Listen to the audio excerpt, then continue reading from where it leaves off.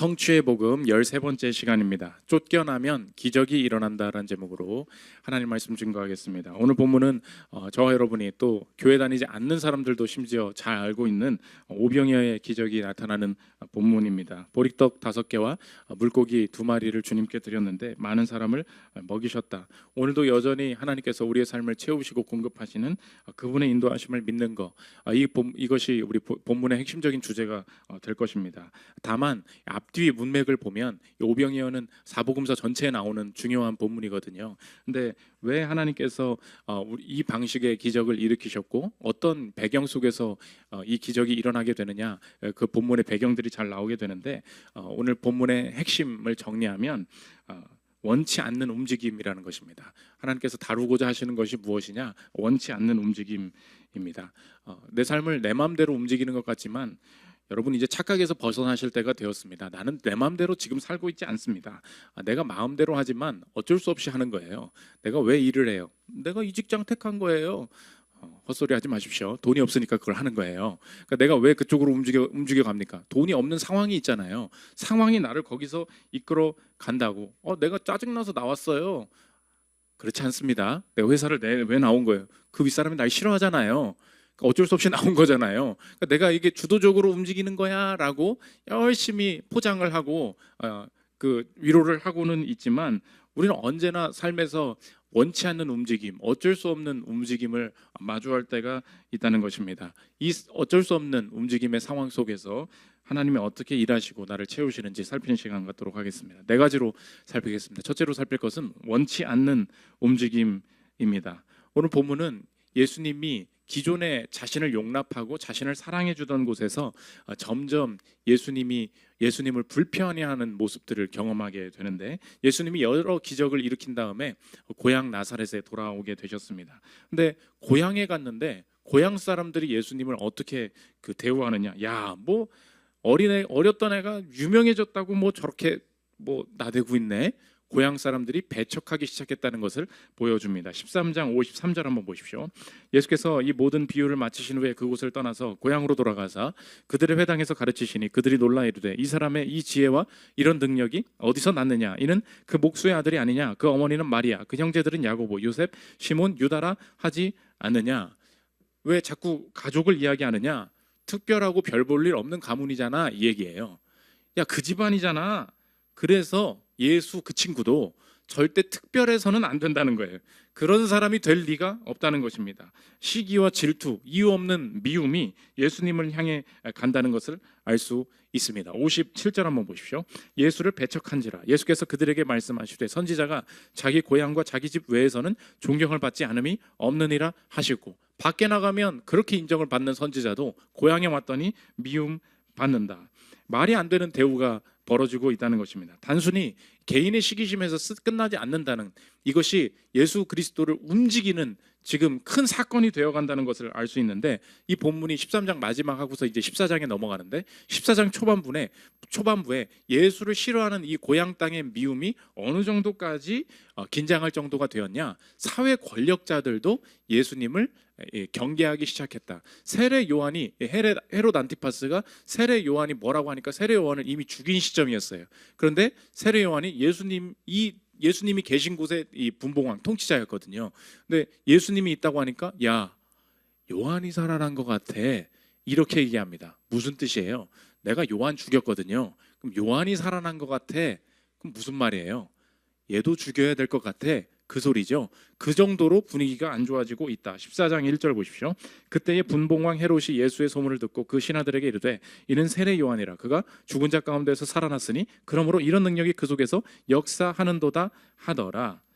지금 예수님도 죽이려고 한다. 사회적으로 위협이 오고 있죠. 그것을 듣자마자 오늘 14장의 3절부터 12절까지는 회상입니다. 옛날에 이런 일이 있었어, 마태가 알려주는 거고, 예수님이 뭘 듣자마자 헤롯이 예수가 살아난 것 같아 라고 말했다더라 라는 말을 듣자마자 예수님의 결정이 뭐냐? 오늘 핵심 구절인데 그곳을 떠나기로 결정하십니다. 13절 보십시오. 예수께서 들으시고 배를 타고 떠나사 따로 빈들에 가시니 무리가 듣고 여러 고을로부터 걸어서 따라간지라. 그 동네를 떠나야겠다. 오늘 오병이어 사건이 벌어지는 배경을 보여주고 있다는 것입니다. 하나님께서는 저와 여러분의 삶을 이끌어 가실 때 예수님이 직접 경험하셨던 일이기도 하고 저와 여러분이 분명히 거쳐야 하는 삶의 여정 하나를 보여주고 계신데 그것을 정리하면 제목과 같다는 것입니다. 쫓겨나면 기적이 일어난다는 거예요. 쫓겨난다는 것이 무엇입니까? 어떻게 적용할 수 있습니까? 아까 말씀드렸죠. 원치 않는 움직임, 어쩔 수 없는 움직임, 누군가 나를 싫어하거나 돈이 떨어졌거나 뭐 전세금을 올려달라고 했거나 나를 경계하는 모든 사람의 미움과 시기 때문에 인사 고과에서 내가 탈락했거나 그 모든 상황에서 성경은 그 모든 내 삶의 어쩔 수 없는 움직임을 어떻게 해석하느냐. 와, 서럽네 인생. 이렇게 보지 않는다는 거예요. 예수님이 죽이려면 죽여보라 그래. 이렇게 말씀하시지 않았다는 거예요. 한번 생각해 보십시오. 예수님이 힘이 없어서 쫓겨나신 것입니까? 반박할 능력이 없어서 쫓겨나신 것입니까? 그게 아니라는 거예요. 예수님의 인생이 실제로 그걸 경험하셨고 예수님을 따르는 우리도 마찬가지로 경험하게 될 것이 무엇이냐? 인생에 어쩔 수 없는 움직임들이 나타날 때 야 서럽다. 내가 돈 없으니까 이렇게 되는구나. 내가 연줄이 없으니까 이렇게 되는구나. 이렇게 해석할 게 전혀 아니라는 거예요. 어쩔 수 없는 움직임을 뭘로 봐요? 하나님의 인도하심 중에 하나로 본다는 거예요. 어쩔 수 없는 움직임을 뭘로 봐요? 또 다른 하나님의 성취 중에 하나로 본다는 것입니다. 그때의 무력감과 서러움에서 벗어날 수 있게 된다는 거예요. 제가 대학교 때 그 알바를 하려고 학교 끝나자마자 벤처기업에서 많이 일을 했습니다. 에듀투페이퍼라고 지금 없어졌어요. 이미 망했는데 옛날에는 다 출력해가지고 지금 대학생이었던 분들은 좀 뭐 내가 경험한 걸 수도 있어요. 내가 그걸 그 회사에서 일했는데 학교에서 인쇄 프린트를 하지 않습니까? 프린트 비용이 어마어마하잖아요. 근데 프린트 밑에 광고를 넣는 거야. 이 광고를 보면은 쭉 배너 광고가 하나 있는데 이 광고가 인쇄된 거를 출력하면은 프린트가 무료인 거예요. 대학생들 굉장히 많은 캠퍼스에 이게 막 유행을 하고 그랬습니다. 그러니까 그 광고를 따야 될 거 아니에요. 제가 그 광고 영업 담당자였어요. 그러니까 얼마나 여러 곳에 가서 저도 광고를 영업을 많이 뛰어본 사람입니다. 이거를 어떻게 하려고 하는데 매체가 유명하지가 않으니까 이거 되지가 않는 거예요. 그래서 막 그 투표할 때 되니까 제가 선관위에 직접 가가지고 영업을 했어요. 여기 한번 광고 청년들 투표율을 높여야 되지 않겠냐고. 답이 없어.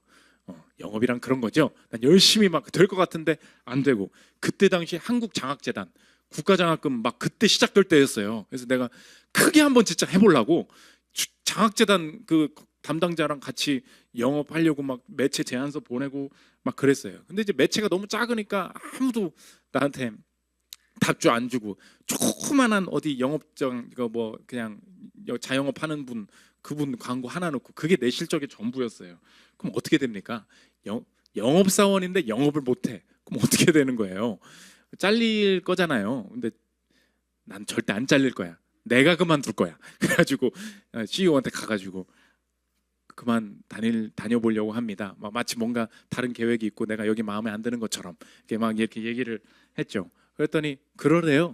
그래서 그랬더니 그러면 어느 때까지 제가 하고서 그만두면 될까요? 뭐라는지 아십니까? 오늘까지. 내일부터 나오지 말라는 거예요. 내가 주도적으로 나가겠다고 했지만 어마어마한 충격을 받았습니다. 난 쫓겨난 거구나. 근데 그때 엄청 벤처 같은 걸 하고 싶었거든요. 내가 기존의 조직에 들어가서 대기업에서 일하는 게 이게 의미가 있냐, 돈은 많이 벌 수 있냐, 막 이런 의심들이 많아서 굉장히 벤처에 많이 있었는데 하나님께서 쫓겨나게 하셨어요. 그때 내가 영업 못 해가지고 그만하게 하시는 줄 알았는데 저 그때 너무 감사하다. 지나고 나서 깨닫게 됩니다. 왜 그렇습니까?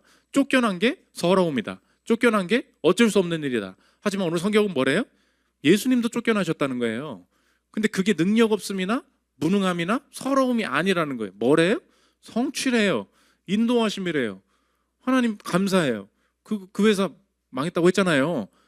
새로운 벤처 하게 하셨잖아요. 한 사람 교회라고. 그러니까 하나님이 새로운 스토리를 가지고 그때 자꾸 뭐 세상적으로 벤처 하려고 막 그렇게 했으면은 얼마나 꼬였겠습니까? 그럼 그거 오늘까지만 나오고 그만 나와라고 말한 엄청 충격적인 말도 내 인생엔 뭐예요? 성취래요. 인도하심이라는 거예요. 이 시대에 저와 여러분이 살고 있는 문화의 목소리의 함정이 뭔지 아십니까? 내가 아직 예수 그리스도에 대한 믿음이 없어도 내가 이 세상 사람들이 어떻게 살고 있는지 한번 그걸 간파를 해야 되는데 한번 생각해 보십시오. 이렇게 정리했어요. 이 세상은요, 출입과 인정을 엮게 만들어요. 출입이 뭐예요? 들어오고 나가는 거, 움직임을 말하는 거예요. 출입이 곧 뭐래요? 인정이래. 그러니까 여기에 내가 갈 수 있는 사람, 여기에 살 수 있는 사람, 이 회사 다닐 수 있는 사람은 곧 뭐랑 연결되는 거예요? 인정받는 거예요. 세상에서 인정받고 가치 있는 일을 하는 사람이다. 그러니까 출입과 인정을 엮는다고. 그럼 출입을 못하게 됐어요. 그만 다니래. 그리고 너는 여기 실력이 안 된대. 출입을 못하면 어떻게 되는 거예요? 인정을 못 받는 사람인 거잖아요. 가치 있는 일을 못하는 사람이잖아요. 여러분 되게 주도적으로 살고 있는 것 같지만 여러분 스스로 지금 나도 모르게 이 문화의 생각에 나도 사로잡힌 게 무엇입니까? 출입은 곧 인정이에요. 그냥 어디 들어가는 거, 뭐 어디에 합격한 거, 이것이 나의 인생을 이끌어가는 움직임이다. 그러니까 그 출입을 위해서 내가 난리를 부리는데 성경이 오늘 말하는 건 뭐냐? 그 능력으로 너의 인생이 인정받을 수 없어. 그 출입으로 인정받을 수 없어. 오히려 출입을 못하는 상황도 뭐래요? 성취래요. 아이들에게도 심어줘야 될 메시지가 뭔지 아십니까? 뭐 와서 말해. 그 친구가 나랑 안 논대. 너무 슬퍼해. 어떻게 해요? 걔한테 뭐 좀 줘봐. 너 왜 이렇게 뭘 잘못했니? 좀 사교성 좀 길러. 이렇게 하면 안 돼요. 아이들에게 심어줘야 될 당당함이 뭐냐? 그 친구가 나랑 안 논대. 그럼 어떻게 해야 돼? 그래? 다른 사람이랑 놀면 되지. 왜 그 친구랑 계속 출입을 하려고 그래? 그렇잖아요. 물론 내 자식이 문제가 있을 때도 있습니다. 내 자식이 성격이 안 좋아서 그럴 때가 그때 고쳐줘야지. 근데 이상한 애가 있어. 막 엄청 뭐 잘하는 애, 인기 좋은 애 같은데 난 거기 못 껴. 괜찮아요. 그 당당함, 출입과 인정을 엮게 만드는 거, 이거 풀어야 된다는 것입니다. 그래서 여러분 첫 번째로 적용해야 될 게 뭐냐? 떠나는 일. 뭐라 했어요? 어쩔 수 없는 일. 어쩔 수 없는 움직임은 언제나 하나님의 섭리 속에 있다. 성취 중의 일부다. 이 방식으로 내 삶을 바라보게 되는 거, 그때부터 삶의 하나님으로부터 시작되는 온전한 자신감과 담대함이 생기게 된다는 것입니다. 두 번째로 살펴볼 것은 원치 않는 요구입니다. 오늘 떠나는 것을 중심으로 계속해서 본문이 이어지고 있다는 것을 오늘 알 수 있는데, 첫 번째 떠남이 뭐냐? 오늘 예수님이 어디 있었어요? 고향이었죠. From 고향 to 어디예요? 빈들이에요. 빈들. 고향에서 떠나서 어디로 가시냐? 고향에서 빈들로 가는 원치 않는 움직임을 보여주고 있다는 것입니다. 사람들이 예수님께 빈들에서 왔는데 빈들에 먹을 것이 없는 거예요. 그러니까 제자들이 물어봅니다. 나가서 좀 애들 좀 저녁 좀 먹고 오라고 하시지요. 근데 예수님이 제자들에게 너희가 먹을 것을 직접 주라. 나갈 것 없다. 너희들이 줘봐. 저희가 뭘 줍니까? 지금 저희가 총 모아봤는데 모을 것은 보리떡 5개와 물고기 두 개밖에 없습니다. 잘 아는 본문이죠. 그때에 예수님이 기적을 일으키시기 전에 이 제자들에게 요구한 게 무엇이냐? 너희가 먹을 것을 주라. 그다음 또 한 가지 명령이 있었어요. 그게 뭐냐? 가져오라. 이게 원치 않는 움직임 가운데서 하나님께서 명령하시는 첫 번째 명령이 된다는 것입니다. 내가 원치 않게 빈들로 갔어요. 빈들에 먹을 것이 없네요. 예수님이 뭐라고 하시냐? 가져오라. 14장 17절 보십시오. 제자들이 이르되 여기 우리에게 있는 것은 떡 5개와 물고기 2마리뿐이니이다. 이르시되 그것을 내게 가져오라 하시고, 예수님은 어떤 분이시냐? 자신을 지금 오늘 말씀으로 소개하시죠. 예수님은 취하시는 분이다. 테이크. 예수님은 가지시는 분이다. 예수님은 내 것을 취하시는 분이다. 이 보리떡 5개와 물고기 2마리를 가져오라 하신 다음에 하시는 일이 무엇이냐? 그것을 take, 취하십니다. 19절 보십시오. 무리를 명하여 잔디 위에 앉히시고 떡 5개와 물고기 2마리를 뭐래요? 가지사. 이게 영어로 보면 take. 하늘을 우러러 축사하시고 떡을 떼어 제자들에게 주시며 제자들이 무리에게 주니. 예수님이 우리가 원치 않는 움직임 속에서 우리에게 요구하시는 첫 번째 요구, 기적이 벌어지게 되는 요구가 무엇이냐? 가져오라. 우리의 인생에 가져오라는 요구를 하신다는 것입니다. 우리의 착각이 뭐냐? 우리가 보통 문제가 생기면 주님께 우리의 문제를 가져간다. 주님께 우리의 상한 마음을 가져간다. 이렇게 이야기합니다. 우리 착각이 뭐냐? 그거 가져가는 거 아니라는 거예요. 한번 생각해 보십시오. 우리가 문제를 가져가지만 이 가져간다. 테이크는 뭐냐면 소유권을 내놔라. 내가 주인이다. 이제 내 거다. 그 뜻이에요. 물고기 5개와 보리떡 5개와 물고기 2마리를 나에게 줘라. 그러면 잠깐만, 이게 아니에요. 내놓으라고. 내놓으라는 거예요. 그럼 뭐예요? 여러분 상상 안 해봤습니까? 제가 너무 경건한 본문에 뭐 이럴 줄 모르는데 예수님도 배고팠을 거 아니에요. 근데 한번 생각해봐요. 보리떡 5개와 물고기 2개가 있습니다. 근데 우리 형님이 가져오라 이렇게 했어요. 그럼 뭔 뜻이에요? 난 순간 뭐요?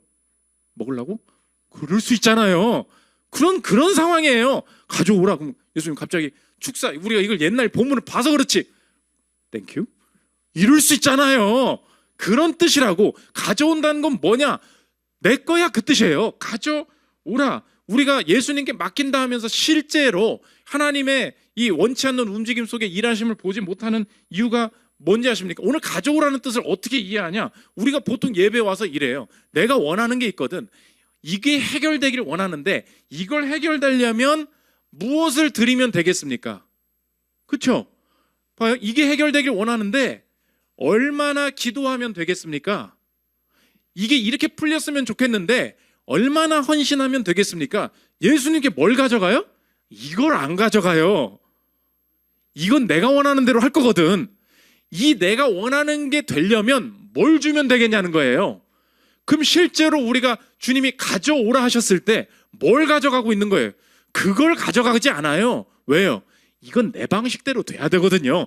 내 방식대로 되기 위한 내 소유권, 나의 주인됨은 절대 안 내려놓고 소유권과 주인됨을 달라고 한 건데 소유권 주인됨은 그대로 둔 다음에 이것을 내가 원하는 방향으로 하려면 주님께 뭘 드리면 되겠습니까? 뭘 가져가는 거예요? 내가 원하는 해결의 방법들을 어떤 조건으로 하면 되겠습니까? 주님이 뭔가 조건을 요구하시는 줄 알고 조건을 가져가고 있다는 것입니다. 예수님이 뭐라 그러냐? 그 말 자체가 고집이라는 거예요. 그 가져오는 것 자체가 교만이라는 거예요. 예수님이 뭘 하냐? 가져오라. 뭘 가져오라는 거예요? 그걸 해결하기 위해 다른 걸 가져오지 말고 그걸 가져와. 그 얘기예요. 그 자체를, 그 문제 자체를 내게 가져오라. 그러니까 주님께 가져간다, 가져오라 명하시는 것을 우리에게 적용하면 무엇이겠습니까? 주도권, 소유권을 주님께 넘겨드리는 행위. 이게 가져오라는 뜻이라는 거예요. 그러므로 저와 여러분, 주님께서 가져오라 명하신다. 그리고 내가 가져온다는 것에 순종하다. 목사님, 그게 무슨 차이가 있습니까? 주님 취업하게 도와주세요. 주님 결혼하게 도와주세요. 주님 이 개정적인 문제를 해결해 주세요. 난 지금 주님 앞에 문제를 가져왔잖아요. 이게 뭐 가져오지 않은 거래. 그럼 도대체 가져왔다는 것은 무엇입니까? 내가 주님께 가져오라는 명령에 순종하고 있다는 것을 알 수 있는 마음의 변화들은 이런 표현들이에요. 한번 잘 들어보십시오. 하나님의 처분에 맡기겠습니다. 주시는 마음을 따르겠습니다. 갑자기 이런 말이 나와요. 확신 주시는 대로 행하겠습니다. 어떤 상황이 펼쳐져도 감사함으로 받겠습니다. 뭐 이런 고백들이 갑자기 튀어져 나와요. 내가 지금까지 했던 고백들은 이렇게 해주시기를 원합니다. 간절히 원합니다. 뭐 이런 거였어요. 그런데 소유권, 주도 가져오라는 말에 순종할 때에 우리 인생의 실제적인 고백의 변화들이 뭐냐? 주시는 마음 따르겠습니다. 모든 고백들이 사라진 게 뭐예요? 내 주인됨이 사라져요. 내가 이미 가지고 있는 마땅히 이렇게 돼야 된다는 방향들, 내 목표들, 이게 다 사라지는 거예요. 저 여러분의 적용은 무엇입니까? 하나님께서 이 문제를, 내 삶의 문제를 가져가야 할 문제로 다시 보게 하시는 것은 무엇입니까? 하나님께서 그 마음 주신다는 거예요. 내가 지금까지 내 삶의 이 가정의 문제, 자녀의 문제, 재정의 문제, 이직의 문제, 내 사업의 문제, 이 모든 문제들을 해결해야 될 문제로 봤었어요. 해결해야 될 문제로. 혹은 열심을 내야 될 문제로 봤었어요. 혹은 방법을 찾아야 될 문제로 봤었어요. 지금까지 그냥 그런 주제들이었어요. 근데 하나님께서 이 문제를 어떻게 보시냐? 가져가야 될 문제로 재정의 하신다고. 가져가는 게 뭐예요? 소유권을 내놓는 거예요. 처분하시는 대로 따르겠습니다. 우리 가장 크게 성장하지 못하는 성도님들의 특징이 뭐냐? 끝까지 가져오라고 했는데 가져오지를 않는 교만. 아들이 맨날 그러거든요. 로봇이랑 자동차로 바뀌게 되는 로봇. 자동차로 바꿔줘? 가버려. 그러니까 내가 원하는 건 자동차로 바꾸는 거, 그것만 해달라는 거예요. 근데 자동차로 놀다가 또 와요. 로봇으로 바꿔줘? 그걸 가버려. 뒤통수를 한데 그냥 그런 마음이 들 때가 있어요. 아니 내가 너 이거 바꿔주는 존재냐? 아이 주세요. 취업하게 해주세요. 그거예요. 그건 가져온 게 아니에요. 소유는 내가 가지고 있는 거지. 주님께서 만들어 주십시오. 하고 싶으신 걸 해주십시오. 주는 거에 주는 거, 드리는 거. 그래서 어느 순간 그런 고백들이 저도 이해가 되더라고요. 여러분 아십니까? 기도 중에 어느 사람들이 갑자기 그래요. 올려드립니다. 이런 표현을 써요. 올려드립니다. 제 자녀를 주님께 올려드립니다. 이 상황을 주님께 올려드립니다. 내 사업을 주님께 올려드립니다. 이게 무슨 뜻이에요? 주인을 바꾸겠다는 거예요. 그 방향, 주님께서 이 오병이의 기적이 일어나기 직전에 요구하셨던 게 뭐예요? 가져오라고. 오늘 주님께 주인됨마저 내어드릴 때 나의 인생에도 주님이 행하시는 오병이의 기적이 나타나게 될 줄 믿습니다. 그것이 원치 않는 움직임 속에 내게 요구하시는 일이 된다는 것입니다. 세 번째, 원치 않는 사고입니다. 오늘 고향에서 빈들로 갔죠. 또 다른 쫓겨남이 있어요. 빈들에서 어떻게 되냐? 지금 난리가 난 거예요. 대박이 난 거야. 너무나 많은 사람들이 이걸 먹고 마시고 있으니까 야 이거 나라 뒤집겠다. 야 이거 대박이다. 이거 사업하면 되겠다. 야 이거 전쟁에도 이기겠다. 당연히 이렇게 되겠죠. 분위기가 너무 좋은데 의도적으로 예수님이 제자들을 쫓아내십니다. 원치 않는 움직임이 또다시 벌어져요. 고향에서 빈들로 왔어요. 이제 어디로 가냐? 빈들에서 바다로 간다는 것입니다. 14장 22절 보십시오.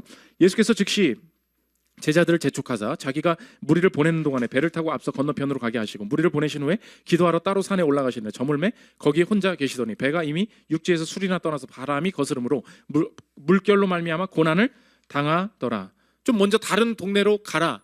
이 지금 물결의 풍랑을 만나게 된 게 누구 때문입니까? 예수님 때문이에요. 원치 않는, 제자들은 원치 않았던 움직임이 또다시 반복되고 있다는 것입니다. 또 다른 기적이 나타나는데 예수님이 바다 위로 걸어 오시죠. 근데 베드로가 갑자기 또 설레발을 치잖아요. 예수님이 걸어오니까 나도 걷고 싶어요. 그러니까 예수님이 귀찮네. 빨리 와. 빨리 하고 가자. 오라 해서 한 거예요. 근데 진짜 간다. 14장 27절 보십시오. 예수께서 즉시 이르시되 안심하라 나니 두려워하지 말라. 베드로가 대답하여 이르되 주여 만일 주님이시거든 나를 명하사 물 위로 오라 하소서 하니 오라 하시니 베드로가 배에서 내려 물 위로 걸어서 예수께로 가되. 오늘 본문의 핵심은 뭐예요? 나도 예수님 의지하면 바다를 걸을 수 있다. 그 기적이죠. 주님께서 우리에게 주시고자 하는 하나님 우리가 생각할 수 없는 기적인 거 맞습니다. 근데 베드로가 나름 자신이 있었던 것 같아요. 왜냐? 방금 빈들에서 본 게 뭐예요? 떡이 많아진 거야. 기적을 너무 많이 본 거예요. 그러니까 베드로는 이게 다혈질이잖아요. 너무 흥분을 한 거야. 극이거든요. 극이. 뭐든 시도하고 막 하는 거야. 와, 야, 물도 될 것 같아. 형 막 혼자 지 마음대로 막 상상을 하는 거야. 예수님 오면 나도 되는 거지. 뭐 그러니까 바람을 될 거라고 생각하고 갔는데 바람을 보면서 빠지게 됩니다. 오늘 핵심은 뭐냐? 예수님 베드로가 기적을 무리를 걷는 기적을 경험했다. 그렇지 않아요. 주님이 경험하시고자 하는 우리에게 보여주시고자 하는 더 큰 기적이 뭐냐? 베드로는 바다에 빠졌다. 빠지는 은혜. 물 위를 걷는 은혜가 아니라 예수님이 그 다음 떠남 속에 원치 않은 움직임 속에 나에게 뭘 보여주시냐? 빠지는 은혜를 주신다는 것입니다. 14장 30절 보십시오.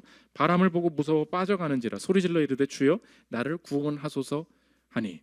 하나님이 주시는 은혜가 뭐예요? 물 위를 잠시 걷는 은혜 아니에요. 예수님 보지 않고는, 예수님 바라보지 않고는, 예수님 붙잡지 않고는 결코 한순간도 살 수 없구나. 물 위를 걷다가 물에 빠져버리는 은혜, 이것이 우리의 인생에 얼마나 큰 은혜가 되는지, 내 인생의 모든 스테이지마다 나는 하나님을 충분히 잘 믿고 있고 잘 살고 있고 유혹과 풍파가 오면 기도해야 되는 것이고 어떤 어려움이 있을 때마다 주님 의지하면 되는 것이고 나는 하나님 앞에 주님만 의지하면 잘 갈 수 있을 것이라는 자부심을 가지고 정말로 은혜를 경험했고 은혜로 취업하고 은혜로 결혼하고 은혜로 여기까지 온 거를 내가 온전히 심지어 하나님 앞에 고백을 해요. 그런데 그러다가 하나님께서 그 다음 스테이지에 주시는 은혜가 뭐냐? 이 다음 문제도 주님 앞에서 해결하기를 원합니다. 담대함과 주님 의지하는 마음을 가지고 정말로 진실됨을 가지고 하나님 앞에 간단 말이에요. 근데 하나님 앞에서 그 다음에 하나님께서 내게 주시는 은혜는 뭐냐? 빠지는 은혜라는 거예요. 빠지는 은혜. 아니 목사님, 빠지는 게 뭐가 은혜입니까? 무리를 걸어야 은혜지. 빠지면서 알게 되는 게 뭐예요? 아, 내가 걷고 있는 게 아니었구나. 붙잡아 주시지 않으면 내가 이런 것에도 넘어질 수 있구나. 지금까지의 상황은 잘 버틴 줄 알았는데 상황이 조금만 달라지니 나도 어쩔 수 없는 존재구나. 그럼 뭐가 은혜예요? 빠지게 되는 게 은혜라는 것입니다. 누가 붙잡아요? 네가 물 위를 걷긴 뭘 걸어. 14장 31절 보십시오. 예수께서 즉시 손을 내밀어 그를 붙잡으시며 이르시되 믿음이 작은 자여 왜 의심하였느냐 하시고 배에 함께 오름에 바람이 그치는지라. 풍랑이 조금만 세졌더니 믿음이 작아져서 주님을 의지하지 못하는 존재임을 스스로 베드로가 깨닫게 하셨다는 것입니다. 그러니까 주님께서 우리의 인생을 사용하실 때 어떤 상태로 사용하시냐? 물에 젖은 상태로 쓰신다는 거예요. 우리에게 주시는 은혜가 뭐냐? 물에 다 젖는 은혜예요. 머리끝까지 젖는, 머리끝까지 빠지는, 질식할 정도로 빠지는, 빠져서 건져 올린 상태로 쓰임 받는다고. 여러분, 우리 인생의 문제가 뭔지 아십니까? 옷이 너무 말라 있어. 여러분 너무 깨끗해요. 정수기 물 먹다가라도 좀 묻혀. 너무 깨끗해. 어디서 뭔가 이겨보겠다고, 절대 안 넘어지겠다고, 절대 안 지겠다고, 절대 안 올 거라고, 극복하고야 말겠다고, 온갖 교만과 아집과 마치 내 인생에 이런 공식으로 하면 다음 공식도 문제없을 거라고 생각하는 그 교만. 하나님께서 다음 스테이지에 뭘 주시냐? 빠져라. 빠지는 은혜. 거기서 내 인생의 교만과 쓸데없는 게 다 사라진다는 거예요. 여러분 이렇게 적용할 수 있어요. 목사님, 빠진다는 게 무엇입니까? 생각해 보십시오. 이렇게 적용해 보십시오. 기적을 경험할 거예요. 근데 하나님이 원하신 대로 사용하시고 내 인생을 공급하시고 이끄실 때 어떤 기적이 같이 일어나느냐? 기적이 벌어져요. 그런데 적용이 뭐냐? 철저한 자기 부정과 자기 부인이 병행하는 상태로 쓰임받게 하신다는 것입니다. 내가 빠지게 하신다는 게 뭐예요? 자기 부인과 자기 부정이 병행되게 되는 내 인생에 기적이 벌어지게 된다는 것입니다. 맞아요. 저는 할 수 있어요. 아니에요. 막 뭐가 벌어지는데 그 사람 만나보면 아닙니다. 저는 아무것도 아닙니다. 놀라운 인도하심과 기적을 경험하는데 그 사람은 점점 뭐가 병행돼요? 그렇지, 나 이 정도면 대우받을 만하지. 아니에요. 기적이 벌어지는데 병행되는 게 뭐예요? 자기 부인, 자기 부정이 같이 간다고. 왜요? 빠지는 은혜를 경험한 자기 때문에 그래요. 옷이 젖어 있기 때문에 그래요. 옷이 너무 깨끗하다고. 오늘 그때 경험하게 되는 게 뭐냐? 오늘 여러분의 오늘 빠진 상황들 한번 생각해 보십시오. 다 될 줄 알았죠? 안 되잖아요. 물에 빠진 것을 세상 사람들은 실패와 아쉬움으로 봅니다. 근데 오늘 주님의 음성을 들으십시오.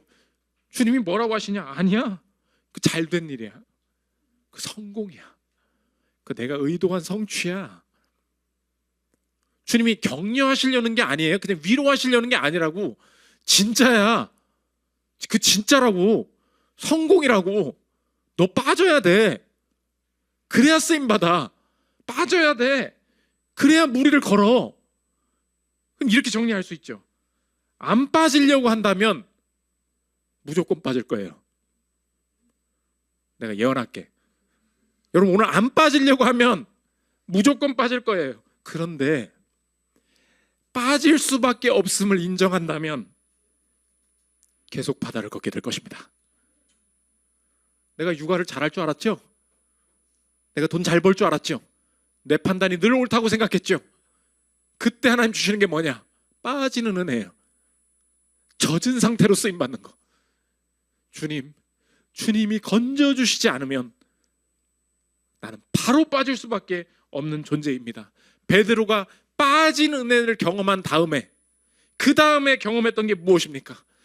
내 인생이 빠질 수밖에 없는 존재임을 알고 나중에 사도로서 사도행전에 쓰임받는 게 뭐예요? 베드로의 고백이 은과 금은 내게 없거니와 내게 있는 이것을 내게 주노니 곧 나사렛 예수 이름으로 일어나 걸으라. 나는 은과 금은 내게 없다. 이거 뭐예요? 난 젖은 존재라는 거죠. 나는 없다는 거죠. 나로부터 나온 게 아니라는 거죠. 철저한 엄청난 기적이 일어나 걷는 기적이 나타나는데 여전히 병행되고 있는 게 뭐예요? 철저한 자기 부인, 철저한 자기 부정. 그래서 안 될 수 있음을 아는 사람 밑에 있는 게 얼마나 소망인지. 여러분이 왜 힘든지 알아요? 여러분 상사가 너무 잘하는 사람이라 그런 거야. 이 사회가 왜 이렇게 어려워지는지 아십니까? 이렇게 하면 된대라는 고집스러운 사람들이 곳곳에 들어가니 그것만이 정답인 줄 알고 거기서 미쳐버리는 거잖아요. 어떤 엄마한테 이상한 자녀가 나옵니까? 이것만 정답인 줄 아는 엄마, 내 말만 들으면 다 된다고 생각하는 아빠. 여러분, 그게 내 인생과 이 사회를 병들게 하고 있다는 게 보여지십니까? 그때 하나님께서 그 가정 살리기 위해서 주시는 게 뭐예요? 빠지는 은혜예요. 안 되는구나, 나도 실수하는구나. C.S. 루이스가 뭐라 그러냐, 영적 전쟁이 얼마나 힘든지 그거 아는 사람이 쓰임받는다는 거예요. 들어보십시오. 선을 행하기 위해 치열한 노력을 기울여 보기 전까지는 자기가 얼마나 악한 인간인지 깨닫지 못하는 법입니다. 선한 사람들은 유혹이 어떤 것인지 모를 것이라는 어리석인 생각이 요즘 유행하고 있습니다. 그러나 이것은 명백한 거짓말입니다. 유혹에 맞서 싸워본 사람만이 유혹의 힘이 얼마나 강력한지 압니다. 독일군의 힘이 얼마나 막강한지 알려면 항복할 것이 아니라 싸워봐야 합니다. 바람이 얼마나 세찬지 알려면 누워있을 것이 아니라 바람을 거스러 걸어가 봐야 합니다. 고작 5분 만에 유혹에 굴복하는 사람은 그 유혹이 1시간 후에 어떻게 변할는지 알 수가 없습니다. 바로 그렇기 때문에 악한 사람들은 어떤 의미에서 악에 대해 거의 알지 못하는 것입니다. 그들은 늘 악에 굴복하여 그 그늘 아래 삽니다. 그러나 악한 충동과 싸우기 전까지는 결코 그 힘을 알 수 없습니다. 그리스도는 유혹에 무릎 꿇지 않았던 유일한 인간이며 따라서 유혹을 완전히 파악하고 있는 유일한 인간, 유일하게 완벽한 현실주의자입니다. 인생이 얼마나 어려운지 여러분 그때 알게 돼요. 나 기도 안 하면 죽는 거야. 뭘 기도에 이렇게 매달려. 그거 다 율법주의예요. 뭐 맨날 햇빛 하루는 쉬어야지. 그런 거. 우리 인생이 나 죄 지으면 죽는 거야. 이게 어느 순간 느껴져요. 주님이 다 용서하셔. 주님이 깨닫게 하시는 게 뭐예요? 빠지게 하세요. 그때 내 인생을 겸손케 하시는 게 뭐냐? 난 죄 지면 죽는 거야. 죄가 얼마나 무서운지. 나 기도 안 하면 죽는 거야. 인생이 그렇게 쉬운 게 아니야. 나를 완전히 겸손하게 하신다는 것입니다. 하면 할수록 느껴지는 게 뭐예요? 목회 좀 알겠어. 나 이제 설교 좀 알겠어. 오병이어 본문? 내가 100번은 아니에요. 하면 할수록 어렵고. 여러분 생각해 보십시오. 직장 다 알아요? 그 업무를 다 알아요? 내가 저 사람을 읽어요? 내가 내 아들을 알아요? 내가 내 엄마를 알아요? 착각하지 마십시오. 그때 하나님께서 빠지는 은혜를 경험하게 하신다는 것입니다. 마지막 네 번째, 원치 않았던 식사입니다. 어디까지 쫓겨나는가? 쫓겨남이 여전히 지속되고 있습니다. 고향에서 빈들로 갔어요. 빈들에서 바다로 갔어요. 인생의 마지막 쫓겨남을 보여주고 있습니다. 이 오병이어 본문이 사복음서에 나와요. 뭐가 그렇게 중요해서? 봐봐라, 이런 대박 사건 너희들도 봐야지, 그런 뜻입니까? 너희들도 대박을 치라고? 아니에요. 이 기적이 일어난 이유가 무엇인지 너무나도 중요한 이유가 있기 때문에 마태, 마가, 누가, 요한이 이 본문은 도저히 뺄 수가 없었기 때문에 그렇다는 거예요. 오늘 우리가 떠나게 될 때 기적이 나타난다고 말씀드렸죠. 고향에서 빈들로 떠날 때, 빈들에서 바다로 떠날 때 우리 인생도 마지막에 떠나게 됨을 경험함을 보여주고 있다는 것입니다. 우리가 쫓겨나요. 어디서 쫓겨나죠? 이 땅에서 쫓겨나죠. 저와 여러분 모두는 이 땅에서 쫓겨나야 될 운명을 타고난 존재입니다. 그게 뭐예요? 그게 죽음이죠. 쫓겨나면 기적이 벌어진다 그랬어요. 이 땅에서 우리가 그만 사세요, 너무 늙었습니다, 그만 사세요. 이 땅에서 필요 없습니다. 그만 사세요. 당신이 일할 자리가 없습니다. 그만 사세요. 당신은 돈이 없습니다. 그만 사세요. 당신의 인생엔 이젠 살아갈 가치가 없습니다. 라고 이 땅에서 우리를 쫓아낼 때 여전히 기적이 일어날 것이다. 어떤 방식으로? 동일한 방식으로. 목사님, 뭐가 동일한데요? 예수님이 이 떡을 가지셔서 이 떡을 나눠주시면서 예수님은 미래에 어떤 떡이 똑같이 찢겨져 나갈 것임을 보고 계셨다는 것입니다. 축제와 대박과 환호성이 벌어지고 있던 오병이어가 떡이 늘어나고 있는 그 시점에 예수님은 무언가가 찢겨나가고 있는 것을 동시에 보고 계셨다는 거예요. 14장 19절 보십시오.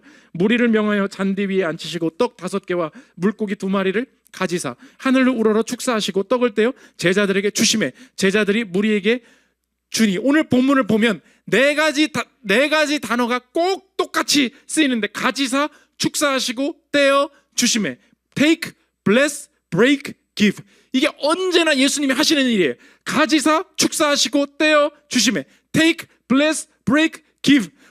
이 방식으로 떡이 떼어져 나갔는데 예수님이 잡히시기 마지막 날 밤 최후의 만찬 제자들과 식사를 하시면서 떡을 떼어 주시는데 그때에 똑같은 일이 벌어지고 있더라. 14장 19절과 26장 26절을 비교해서 보십시오. 무리를 명하여 잔디 위에 앉으시고 떡 5개와 물고기 2마리를 가지사 축사하시고 떼어 주시매.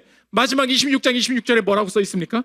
그들이 먹을 때에 예수께서 떡을 가지사 축복하시고 떼어 주시매. Take, bless, break, give. 인생에 너희들이 이 세상에서 쫓겨날 때 이제 내가 너희를 먹일게. 빵이 찢어져 나가는 줄 알았습니다. 뭐 이 본문이 중요하다고 다 써놨어? 이 빵이 뭐였어요? 예수님 살이었어요. 예수님은 이 축제의 현장 속에서 이 동일한 방식으로 자신의 살이 곧 찢겨져 나갈 것임을 보고 계셨다는 것입니다.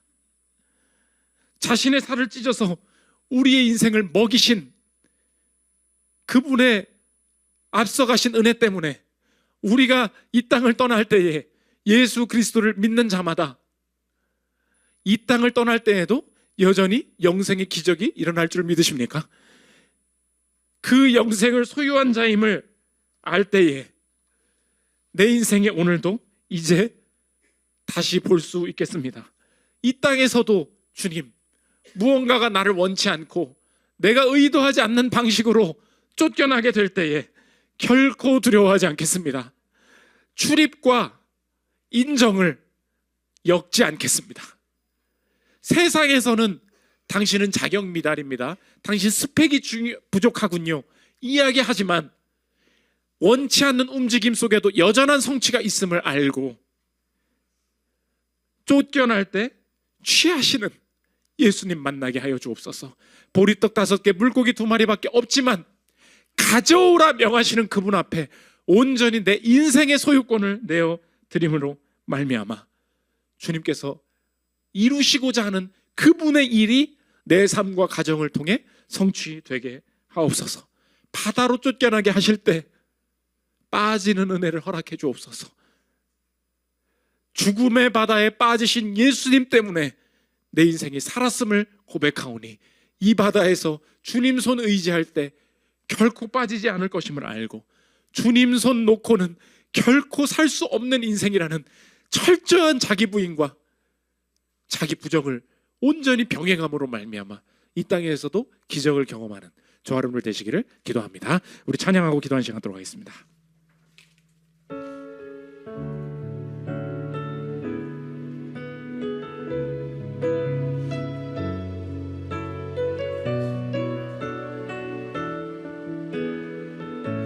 날이 저물어 갈 때, 날이 저물어 갈 때, 빈들에서 걸을 때, 그때가 하나님의 때. 힘으로 안 될 때, 빈손으로 걸을 때 모두 고백해 여호와. 2절 우리 모인 이곳에, 우리 모인 이곳에 주님 함께 계시네. 누리네 아버지 은혜. 적은 떡과 물고기 내 모든 걸 드릴 때 모두 고백해 여호와 이래. 주가 일하시네, 주가 일하시네. 주께 아끼지 않는 자에게 주가 일하시네, 주가 일하시네. 신뢰하며 걷는 자에게. 주간 공동체 기도 읽고 기도하는 시간 갖도록 하겠습니다. 우리 주보와 PPT에 나와 있습니다. 설교 요약입니다. 우리 한 주간의 기도 제목으로 삼았으면 좋겠습니다. 함께 읽겠습니다. 시작. 쫓겨나는 것은 하나님의 섭리입니다. 어쩔 수 없이 움직여야 하는 일을 통해 하나님이 행하시는 새로운 일이 일어나게 하옵소서. 내 인생의 출입을 인정과 엮지 않게 하소서. 나를 사랑하시는 하나님이 계시니 들어오고 나가는 것에 자유하게 하소서. 빈들에서 기적이 일어날 것입니다. 그것을 내게 가져오라고 명하시는 예수님의 명령에 순종하게 하소서. 여전히 내가 주인이면서 해결만을 요청하는 모습에서 벗어나게 하시고 이 문제 자체, 이 인생 자체의 주인됨을 예수님께 넘겨드리게 하소서. 빈들에서 바다로 나아가게 하시는 주님, 무리를 걷는 기적보다 더 큰 기적을 내게 허락하소서. 무리를 걷다가 바다에 빠지는 것이 나에게 주시는 가장 큰 은혜인 줄 믿습니다. 내가 얼마나 죄인인지요, 내가 얼마나 연약한지요, 자신의 몸을 찢어 생명의 떡이 되신 예수님만 의지하여 삶에서 풍성한 열매를 거두게 하소서. 기도 제목 놓고 기도한 시간 갖도록 하겠습니다. 기도하겠습니다. 하나님 아버지, 원치 않은 움직임이 우리 인생을 사로잡을 때, 어쩔 수 없이 이동해야 되는 상황에 처해 있을 때, 하나님 아버지, 그것을 나의 모든 출입을 인정과 엮지 않게 하여 주시옵소서. 하나님 아버지, 떠나게 되는 것도 성취입니다. 하나님, 쫓겨나고 고향에서 미움받는 것도 하나님께서 이루어 가시는 일들 중에 하나임을 믿습니다. 하나님이여, 우리 인생의 모든 원치 않는 움직임 속에 하나님의 일하심이 있음을 알게 하여 주시옵소서. 빈들에서 기적을 경험하기를 원합니다. 하나님 아버지, 가져오라 명하시는 주님 앞에 오늘도 내가 원하는 해결의 방향들을 다 정해놓고 하나님께서 어떻게 하면 이것을 들어주실지 하나님 조건만 가져가고, 하나님 아버지, 나의 인생에 하나님 이 일의 주인됨과 소유권을 내어놓지 못한 나의 인생을 주님 앞에 고백합니다. 주님 뜻하신 대로 행하여 주옵소서. 주님 주시는 마음대로 행하기를 원합니다. 하나님 인생의 소유권과 주인됨을 온전히 내어드릴 수 있도록 주님께 올려드리는 인생 될 수 있도록 인도하여 주시옵소서. 빈들에서 바다로 나아가기를 원합니다. 하나님 아버지, 우리 인생에 빠지는 은혜를 허락하여 주시옵소서. 물에 젖은 상태로 쓰임받기를 원합니다. 나는 죄인입니다. 하나님 아버지, 나는 살 수 없는 존재입니다. 하나님 아버지, 오늘도 인생을 만만하게 여기지 않게 하여 주시고, 하나님 얼마나 연약한지, 얼마나 죄인인지, 하나님 아버지, 우리 인생의 연약함 가운데 철저히 주님만 의지하여 쓰임받는 인생이 될 수 있도록 자기 부인이 병행되기를 원합니다. 자기 부정이 병행되기를 원합니다. 은과 금은 내게 없거니와 내게 있는 이것을 내게 주노니, 하나님 아버지, 예수님만 의지하는 온전한 믿음과 진실함을 내게 허락하여 주시고, 이 세상에서 쫓겨날 때 나를 받아주실 주님, 이 세상에서 쫓겨날 때 부활과 영생의 기적을 맛보게 하신 주님, 오늘도 철저히 예수님을 의지함으로 말미암아 생명의 떡 되신 주님으로만 공급받을 수 있도록 도와주시옵소서. 주가 일하시네, 주가 일하시네, 주가 일하시네. 주께 아끼지 않는 자에게 주가 일하시네, 주가 일하시네. 신뢰하며 걷는 자에게. 자, 기도하겠습니다. 하나님, 원치 않는 움직임 모두 주의 섭리 안에 있음을 알게 하여 주시고, 우리의 인생의 마지막에 이 땅에서 쫓겨날 때 우리의 인생에 기적을 일으키셔서 영생과 부활을 소유하게 하신 주님, 생명의 떡 되신 예수님만 사랑하여 이 땅에서도 그분이 행하시는 기적을 경험하는 자 될 수 있도록 축복하여 주옵소서. 예수 그리스도의 이름으로 기도합니다. 아멘.